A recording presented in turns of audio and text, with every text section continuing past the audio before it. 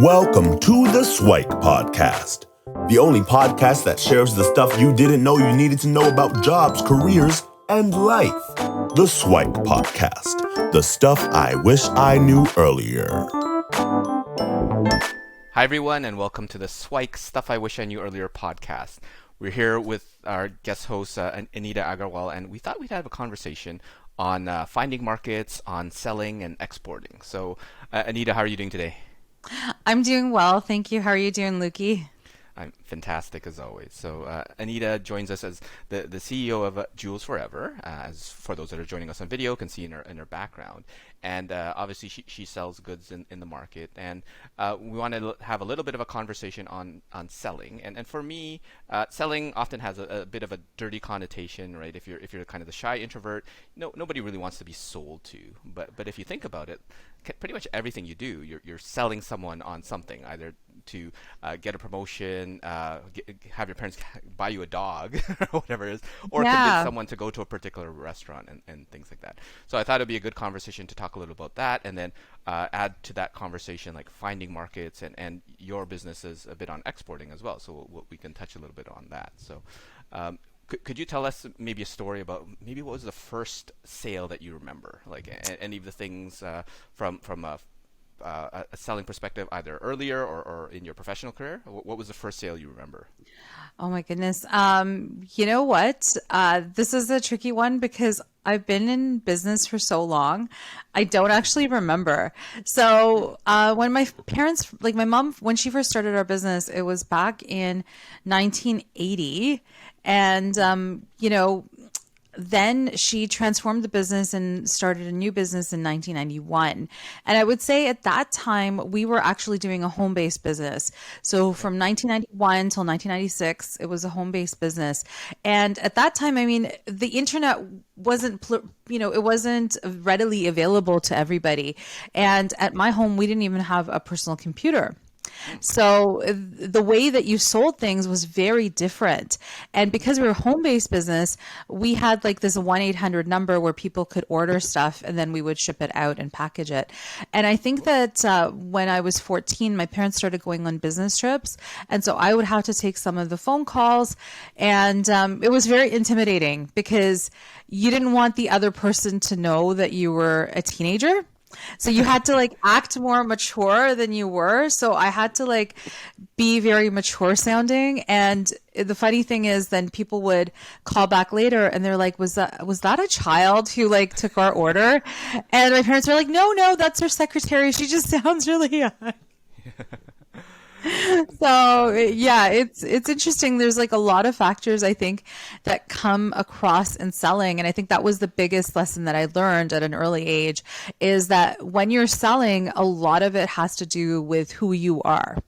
And there's many different things that you can do as a person and different techniques, sales techniques that you can employ based on who you are. Like some people do the soft sell. And I think what Luki, you're referring to is like this hard sell where, it's got this ick factor and, sometimes it can be cringy when people are like, this is going to change your life. You need to buy this. If you don't buy it today, you're going to miss out on the best opportunity. And I think that's the kind of cringe kind of sell that you would feel like, okay, that's a little much, right? And in some ways, like I am an extroverted person, but in some ways, like I do not like that approach at all. I'm all about the soft sell. I'm all about like building this relationship with the client. And I'm really honest with people. Like if I don't like a product that I carry, I'm like, you know what? This is not my favorite piece. However, you know what? Like it might be yours. And the funny thing is when you're honest with people, it actually really works for you. And when you do this soft sell approach, it really works for you. So anyways, yeah. So my first experience selling was on the phone. That sounds good.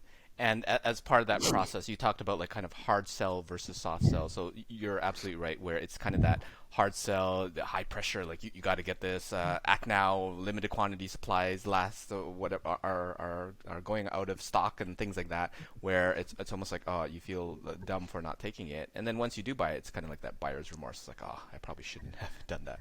Whereas the soft sell is a little bit more, okay, this is how it's going to add value to your life, why it's going to be a good choice for you, and yeah, it's my honest opinion on whether it's good or not or what have you. And hopefully from there, it's more than just the sale. It's also the building of the relationship, so that next time, if I have a product that's of interest, that you might be interested in that one as well.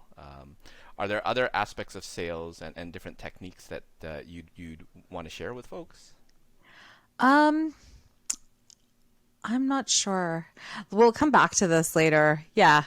Like I'll talk about some of the strategies that I've used, if that's okay, and like the processes of, maybe building a business and finding, ways to market and stuff. Sure, of course. Yeah. Yeah, so I guess going on that vein, when was the first time you remember like consciously looking for a market? Because obviously when you're 14-year-old answering calls, people are just coming in and asking for this and that or what have you. But then now you have to at some point proactively go out and find these folks. So what was kind of that instance or an example of when you were consciously looking for a market? Yeah, so I would say like the first thing that you need to do in terms of your own business at the beginning is to find a specialization for yourself. And this really is part of the process of finding clients, because if you know what your specialty is and what you're doing, it makes your life a lot easier. If you just randomly try to do lots of different things, and that's the thing, my company before, like when my parents first started it, they had to try a lot of different products and a lot of different things to figure out what their actual niche was. And sometimes that's by trial and error. But if you want to expedite that process, it's always best to like research, whether or not there is a market or a demand for the product that you have. So for me, number one thing is knowing what your specialty is, and then two, finding that market. And finding that market, it's definitely a multi-level kind of process to do this. First thing that I would say is find out what is the biggest event in your industry. What is the event like, and if it's in your budget, what is the biggest event in your industry? Whether that's in Las Vegas or whether that's in, Europe or in Asia, you have to invest to go to that event, because what you're going to do is you're going to go to this event and it'll be like a crash course in understanding your product and who the big players are, who is your competition. Like basically it's like a crash course in doing a SWOT analysis. So if you're not familiar with the SWOT analysis, that's examining your strengths, weaknesses, opportunities, and threats. So what is the entire market about? Is there room for your product? Okay, so one way of determining your market is going to these trade shows.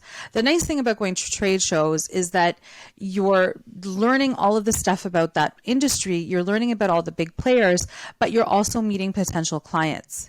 And you're understanding what are like the benefits to your product versus other people's products. And I think that this works for services as well. And the nice thing about going to trade shows as well is that you're going there, and usually they have learning seminars and learning sessions by industry experts. So you get an opportunity to actually network with industry experts as well. So that's the first thing that I would do, is do your research. If you cannot afford to go to an actual event, you could do something a little bit easier. And that would be to go to the website of these events. And I mean, our business is 31 years old, so that wasn't a possibility for us when we started. But now you could just go to the website of the event, look at everybody that's exhibiting there, look at all the people that are sponsoring it, look at all the organizations and people that are presenting at that conference. And then you can start contacting these people or going to their websites to learn more about your industry. So I think it's a little bit easier now. But I would say like my second point is mostly do your research, and whether that's online research or whether that's in-person research, do your research. Right. What I took from that is basically put in the work, because at some point some folks will hope, okay, I have something to bring to the world, I'll go out there and hope and pray versus the more legwork that you do up front, then you can really see, okay, this is how I position myself, how I brand myself compared to these other players, and who are the other players to begin with, and how do I differentiate, and that would be something for folks to think about. And would you mind taking us through kind of your journey in terms of some of the things that you considered, because you mentioned that your parents tried a whole bunch of things and then finally obviously settled on jewelry, at least for the foreseeable future. Who knows what the future has in store. But what was the process like, and what are some of the decisions that you made along the way to say, okay, we went here and we're not seeing as much traction. Oh, but this thing has promise, and maybe it achieved expectations or not. But could you guide us through that story? Yeah, sure. So when my mom started in the 80s, what happened was she went to the Bay and she saw this like garnet rope necklace that was at the Bay for $100. And she's like, wow. I literally could buy this retail in India for $3 on like the streets of India. Like, this is not, she's like, even if I was to sell this at $30, I would still make like 1,000% profit. So the next year, my mom went to India and she bought all these like different things, like gifts and like, back in the 80s, I don't know if you remember, but sequins was really in. Do you remember? Like, everything was bedazzled with like a lot of sequins Sure. and stuff.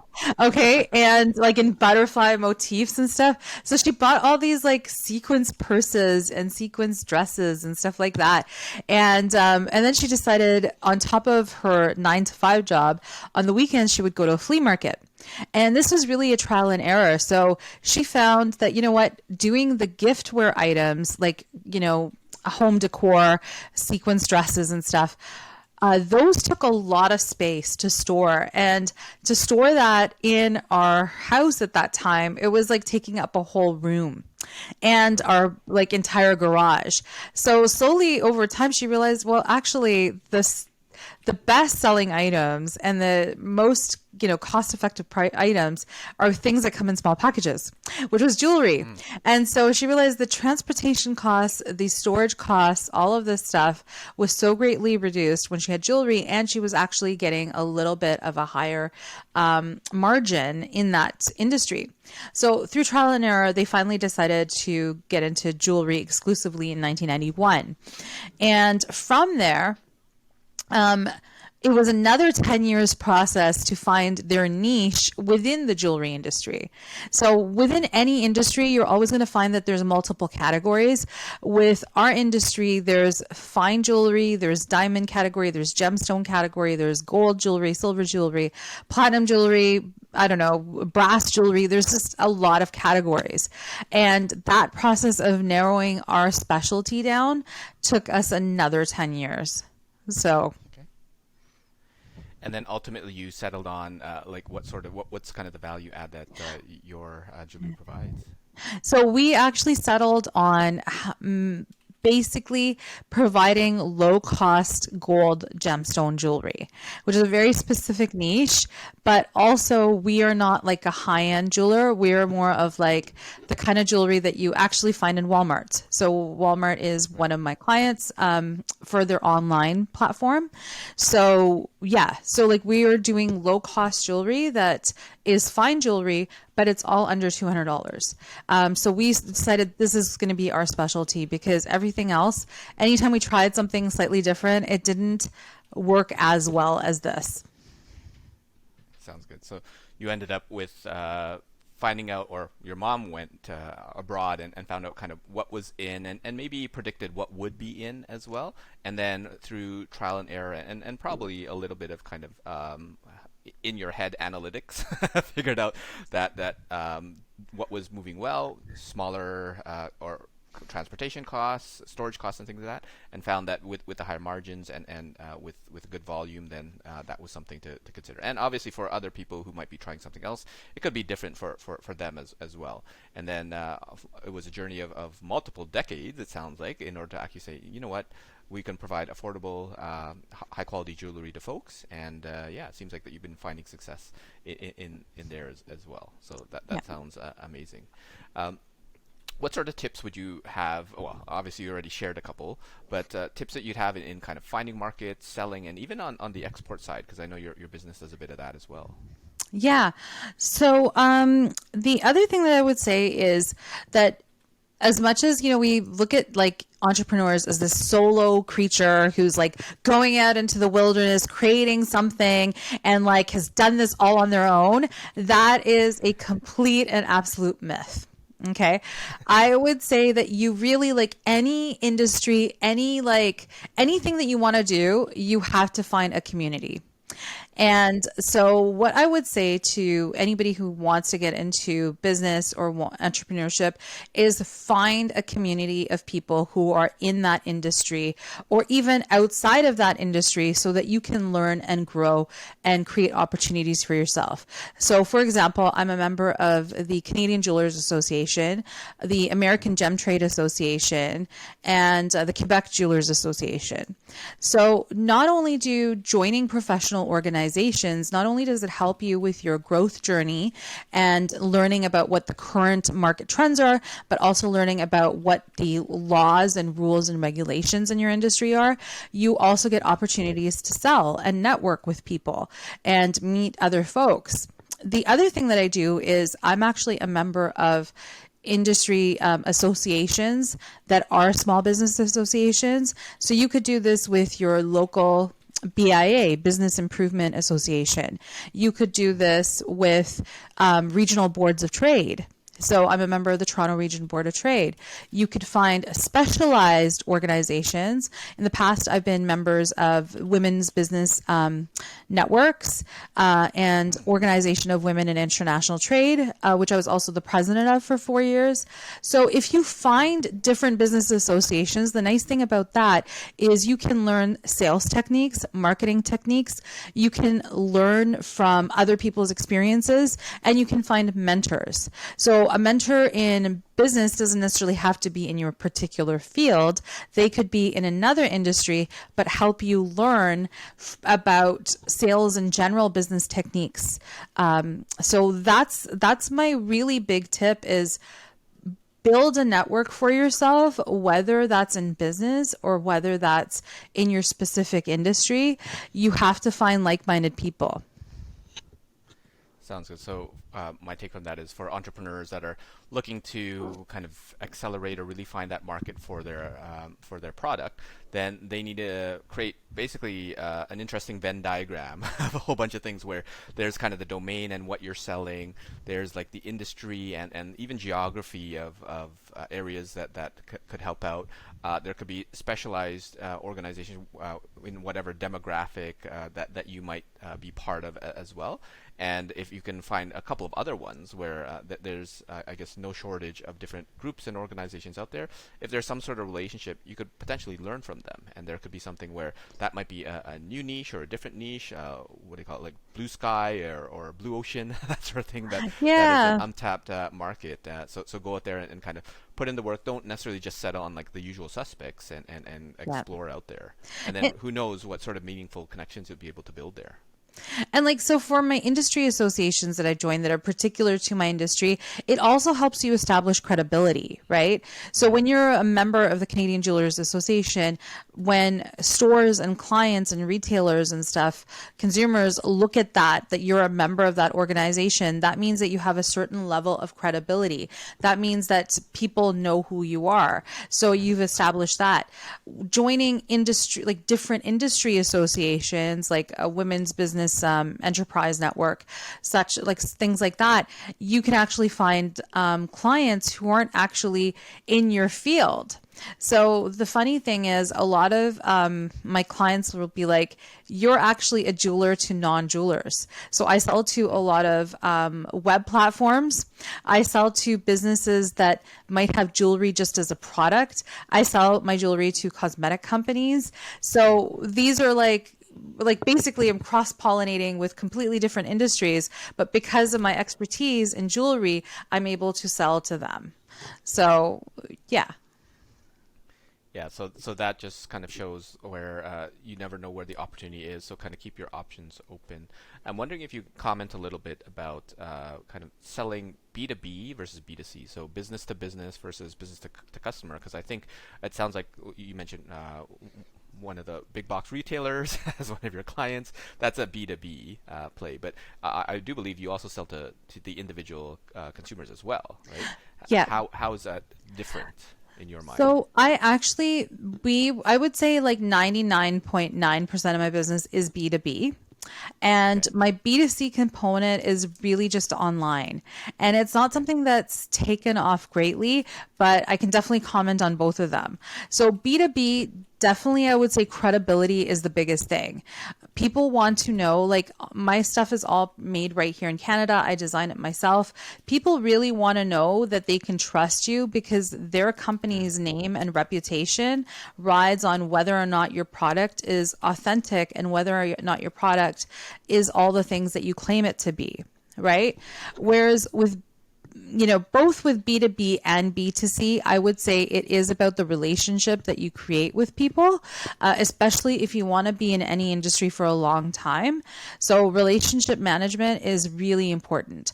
Ultimately, I would say for both B2C and B2B, your clients want to feel special. They want to feel like you've done something unique for them, you've done something nice for them, and that you actually value and care about that relationship. With B2C, because it's relatively a new space for me, I would say I haven't been so good at it yet. That's going to take time for me to develop, but constantly keeping in touch with people. And I find that in some ways it's nicer and easier to do this now, like post 2005, than it has been ever, because there's so many ways to interact with your client. You can do that through social media. You could do that through videos. You could do that through, adverts online. There's so many ways to do it, newsletters, so on and so forth. Yeah, I totally agree that, well, in any kind of quote unquote selling relationship, it's really the relationship, right? You need to develop trust, whether it's a company or a consumer. They need to trust that you're giving them what they want and it's going to meet all their expectations. And for your B2C sales, well, it's still being incubated and nurtured. So maybe we'll get an update on how that's doing later on, if that's even a focus, because you might even decide it's not worth the effort. But for someone who's an entrepreneur selling a product and getting into the industry, are there any other tips in addition to what you provided so far that you would give for someone that's kind of selling goods or looking for a market out there?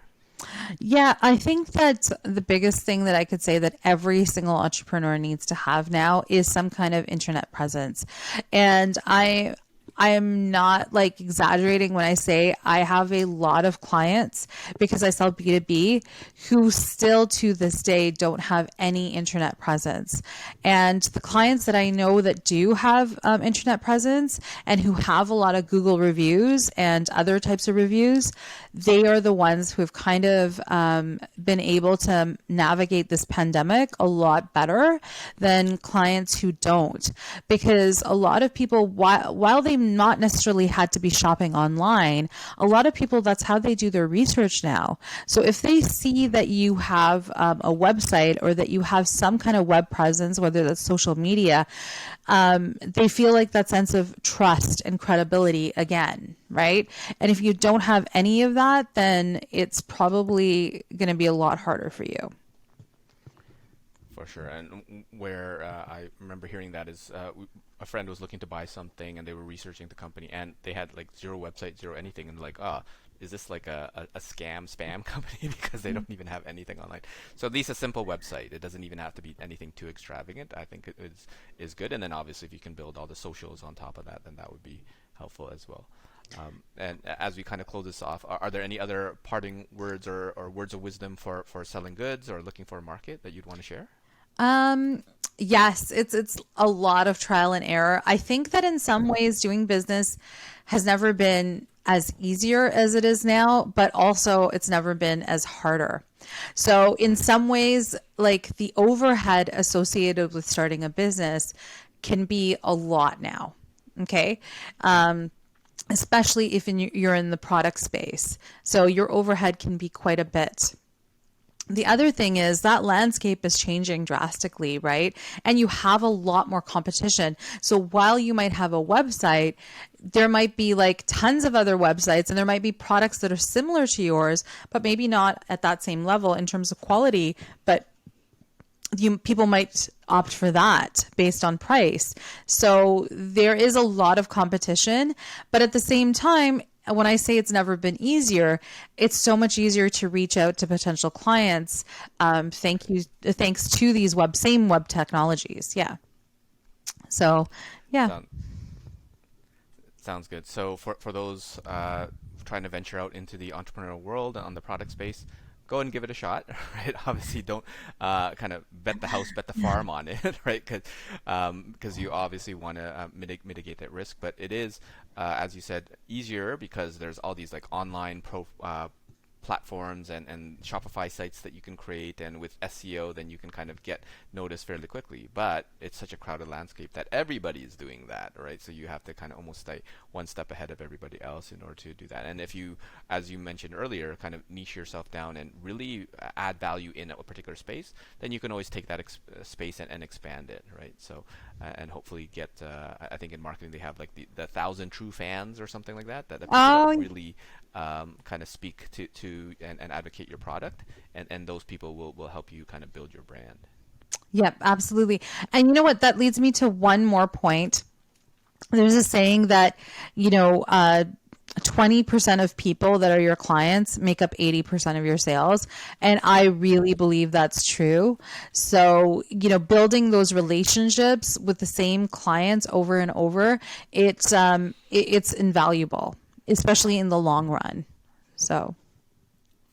For sure, yeah. Back to the 80-20 rule, it applies in sales and marketing and all that sort of stuff as well, and finding your market. So thanks so much, Anita, for sharing your tips and strategies and insights on selling goods, on finding your market, and a little bit on the export side. And hopefully we'll have you back for a future episode. Sounds good. Thank you. Thanks for joining us on the SWOT, Stuff I Wish I Knew Earlier, the podcast. If you like the podcast, please subscribe on iTunes, Stitcher, or wherever you found this podcast. And if you can give us a review, that would be very appreciated. Feel free to contact me on LinkedIn at LukiDanu, LukiDanu, and the same on most social media platforms. And I look forward to hearing from you. Thanks. Bye.